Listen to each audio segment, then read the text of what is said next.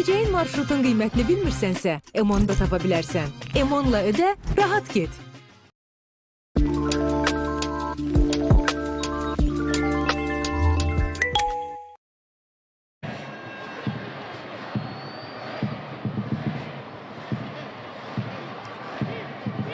Devam edirik. Meydanda hem de bir taktik savaş gedir bu dəqiqələrdə. Demezdim ki, temp elə də yüksəkdir. Ümumiyyətlə bu dəqiqəyə qədər daha çox taktik mübarizə gedir.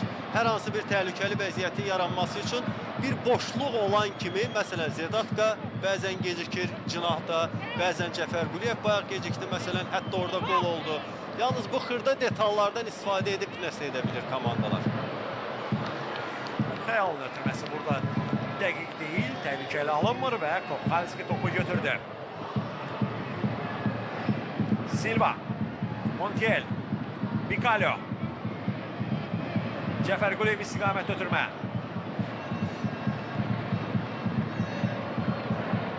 Sanki yavaş-yavaş Qarabağ topa nəzarəti yiyələnir. Daha çox topla oynuyor. Cəfər Quliyev, yenə Zedatka. Qabaqladı onu.